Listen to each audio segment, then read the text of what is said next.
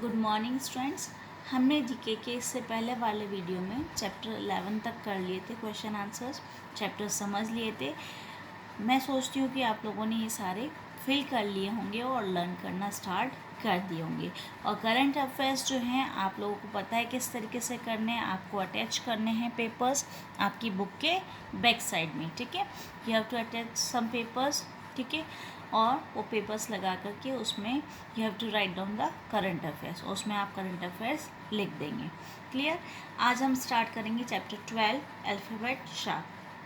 Alphabet is a set of letters that can be combined to write all the words of a language. Alphabet जो होते हैं set of letters होते हैं जो कि combine करके हम लोग वर्ड्स के रूप में लिखते हैं एक लैंग्वेज में, एक भाषा के रूप में। Letters the letters of N alphabet typically have names and a fixed order. आपको पता है अल्फ़ाबेट्स के कुछ नेम्स होते हैं और वो फिक्स ऑर्डर में ही होते हैं। Only a few languages such as Chinese and Japanese do not use alphabet. ये दो लैंग्वेज हैं जिसमें कि अल्फ़ाबेट यूज़ नहीं होते हैं। कुछ हम इसमें से टर्म्स देखेंगे कि किस तरीके से हम अल्फ़ाबेट से जो है अपना कुछ जो है नॉलेज गेन कर सकते हैं। If the English alphabet is written in reverse order which letter will be on the left side of N. ये सारे जो क्वेश्चंस है इसमें जितने भी दिए गए उसमें आपको अल्फ़ाबेट को असेंडिंग डिसेंडिंग दोनों ही तरीके से लिख करके या उनके नंबर्स लिख करके आगे से या पीछे से, इस तरीके से ही आपके क्वेश्चंस होंगे, या उनके नंबर्स को प्लस करके इसी तरीके से ही क्वेश्चंस आपको सॉर्ट आउट करने हैं। तो अगर आप रिवर्स लिखेंगे तो वो जो लेटर है लेफ़्ट साइड में जो कि कौन सा होगा जो कि लेफ़्ट साइड के एंड में होगा तो वो ओ होगा। आप लोग इसको लिख करके देखिएगा इस ऑर्डर में, उसके बाद आपको ऑटोमेटिकली पता चल जाएगा। If 5 vowels are omitted from the English alphabet which should be the 11th letter from the beginning. अगर इसमें से इन 5 वॉवल्स को इसमें से omit कर दिया जाए, छोड़ दिया जाए, तो उसके बाद कौन सा होगा लेटर, वो होगा N. Which letter lies in the middle of A and M. A और एम के बीच में जो है कौन सा होता है, मिडल में G. If as numerical value is 1 that of B is 2 और सी का 3, अगर 1 2 3 ऐसे नंबर्स हम लोग रखें तो हम लोग इन सारे नंबर्स को अगर प्लस कर ले ए से जेड तक के, ठीक है, उन जो अल्फ़ाबेट्स हैं उन सब की वैल्यू जो होगी, टोटल वैल्यू ये 351 होगी अगर हम उनको प्लस कर लें, ठीक है। उसके बाद if we omit every alternate letter from the alphabet which will be the 13th letter। हम अगर एक को छोड़कर एक ऑल्टरनेट का मतलब, ठीक है, अल्फ़ाबेट को लेंगे तो 13th लेटर जो है वो वाई होगा। ये मैं आपको बता रही हूँ कि आप अल्फ़ाबेट्स लिखेंगे ABCD पूरी Z तक, उसके बाद ही आपको काउंट करना है। Clear. Which letter lies in the middle of the G and O के बीच में कौन सा होगा, तो K। Which is the third letter on the left of L। आप जब अल्फ़ाबेट्स लिखेंगे उसमें आपको ऐसे ही सॉर्ट आउट करना है कि विच is the third letter on the left of L. L के लेफ़्ट साइड में, ठीक है, इस साइड जाएंगे आप लोग, एल है तो एल के लेफ़्ट साइड में, पीछे बैक साइड में तो आई, ठीक है।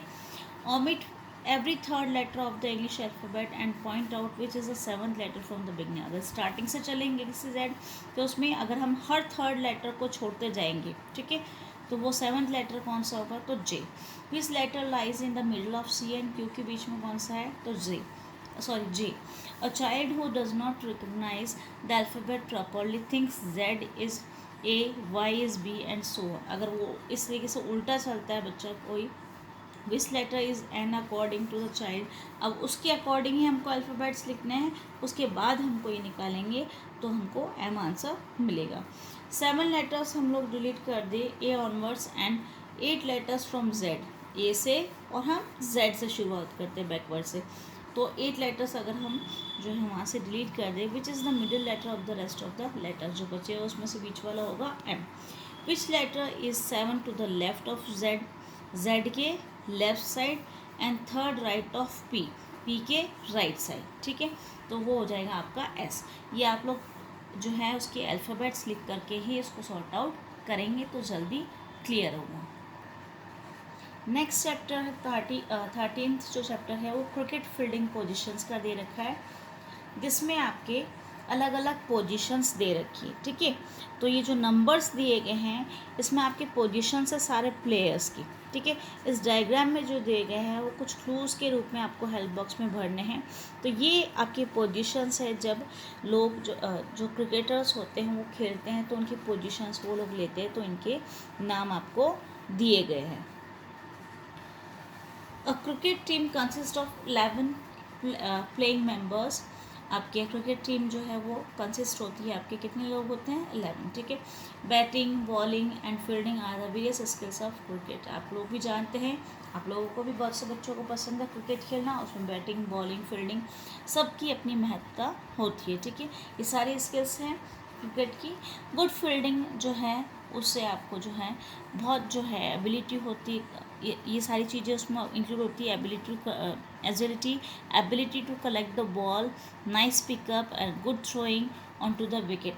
ये सब चीज़ें फील्डिंग में ये आपके लिए किस तरीके से बॉल को कलेक्ट करना है, कैसे पिक करना है, कैसे थ्रो करना है, किस तरीके से आपको बॉल डालनी है, जो जो आपके प्लेयर है सामने जो बैटिंग कर रहा है उसके सामने कैसे आपको जो है विकेट के पास में ले जाना है, और फील्डिंग करते समय जो है आपको क्या क्या जो है प्रॉब्लम आती है, जो आपको फील्डिंग जब करते हैं तो किस तरीके से आप ज़्यादा से ज़्यादा विकेट जल्दी से ले सकते हैं, तो ये फील्डिंग पर डिपेंड करता है।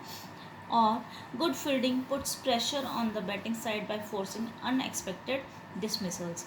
जब अच्छी फील्डिंग होती है तो बहुत बड़ा प्रेशर जो है बैटिंग टीम पे हो जाता है, और ये बैटिंग साइड पे जब प्रेशर होता है तो उससे जो है एक्सपेक्टेशंस ही नहीं होती और वो आउट हो जाते हैं, ठीक है।